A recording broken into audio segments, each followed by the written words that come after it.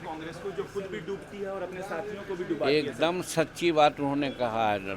PM Modi जो कहते हैं वो प्रमाणिक बात बोलते हैं। सर, तुम कहाँ आए हुए हो? जिस तरीके से दिल्ली में सर कांग्रेस और आम आदमी पार्टी लड़ रही है सर, क्या आए? लगता है बिहार में भी सर ऐसा होगा क्या? अच्छा, सर जिस तरीके से अब छोड़ो ना यार। जिस तरीके से सर दिल्ली में लड़ रही है आम आदमी पार्टी कांग्रेस, बिहार में भी लगता है क्या सर कि होगा? अब उसको लड़ने से हम मना करेंगे? अच्छा जी, है इस पे कांग्रेस काफ़ी हमलावर है। राहुल गांधी तो बोल रहे हैं कि पहले दंगा भड़काते हैं फिर इस्तीफा देते हैं। जयराम रमेश बोल रहे हैं कि हम लोग नो कॉन्फिडेंस लाने वाले थे, 2 दिन बाद उनको आभास हो गया कि हार जाएंगे, चलो भाग गए। मणिपुर के मुख्यमंत्री वीरेंद्र सिंह का जो इस्तीफा हुआ है, अब इसकी राजनीतिक व्याख्या जो लोग करते हैं उनके अधिकार क्षेत्र में है, लेकिन माननीय सर्वोच्च न्यायालय में यह मामला गया।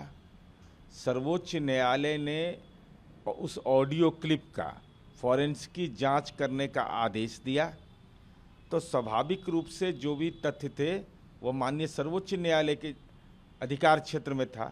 उसके पहले भारतीय जनता पार्टी के आला कमान ने उनको हटाने का फैसला लिया। महत्वपूर्ण विषय यह है कि उत्तर पूर्व का राज्य है मणिपुर, मणिपुर देश का मुकुट है, वहाँ सामाजिक सौहार्द कायम हो, इसकी मूल आवश्यकता है। राजनैतिक रूप से तो अशांत रही एक दूसरे के लिए, लेकिन मणिपुर शांत रहे, इसकी गारंटी जरूर होनी चाहिए। ये कांग्रेस हमलावर क्या है राहुल गांधी भड़काने का? इसमें कांग्रेस पार्टी का भूमिका कहाँ है भाई? ये माननीय सर्वोच्च न्यायालय में मामला याचिका दाखिल हुआ, सुप्रीम कोर्ट के चीफ जस्टिस ने इसकी सुनवाई की, तो आप 3 में हैं न 13 में हैं, तो आखिर आपकी भूमिका क्या है?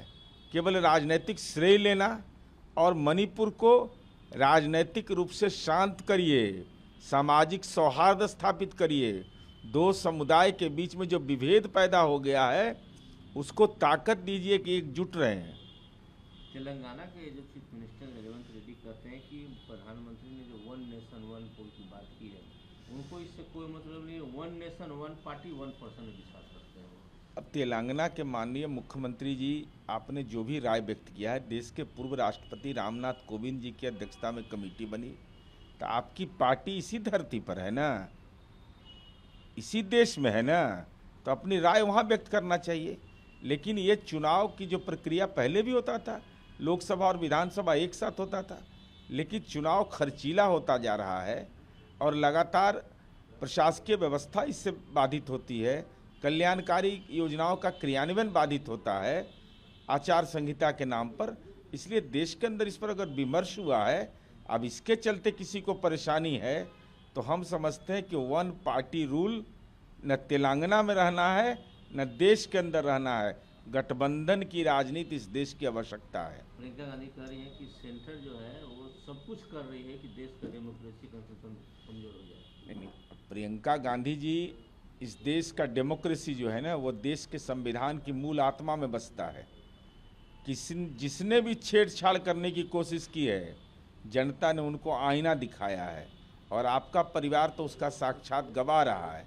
इसलिए देश के डेमोक्रेटिक इंस्टीट्यूशन पर या डेमोक्रेसी पर कोई हमला कर देगा डॉक्टर भीमराव अंबेडकर के संविधान के रहते हुए, यह मुझे लगता है कि राजनीतिक संदर्भ में आप देख रहे हैं, सच्चाई के संदर्भ में है कि देश का संविधान रामायण है, बाइबिल है, कुरान शरीफ है। बिहार को आप समझते हैं? बिहार को कौन नहीं समझता? बिहार को तो दुनिया समझता है।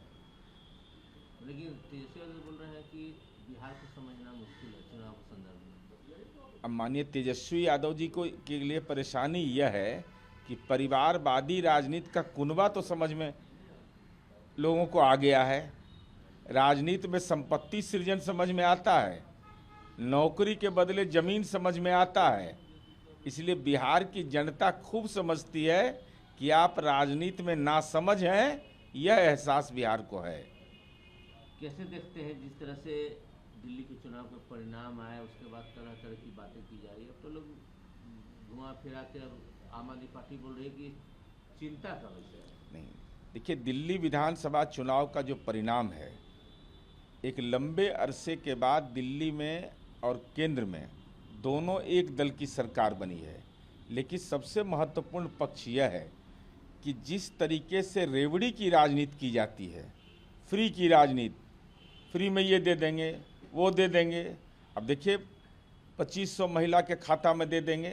अरे बेटियों का सशक्तिकरण करो ना, जिसे बिहार ने करके दिखाया कि बिहार की बेटियां आज देश में पुलिस बल में नंबर 1 है, जीविका की दीदियों में हम देश के अंदर नंबर 1 है। तो आर्थिक स्वावलंबन की ओर नहीं ले जाना, उनको सशक्तिकरण नहीं करना, तो रेवड़ी की राजनीति के खिलाफ यह जनादेश है। और जनादेश इस बात के लिए भी है कि जेल के अंदर रह करके कोई करप्ट आदमी सरकार चलाए, यह देश की जनता को मंजूर नहीं होता है। For exclusive and insightful videos, subscribe to our new channel ABP Live Premium.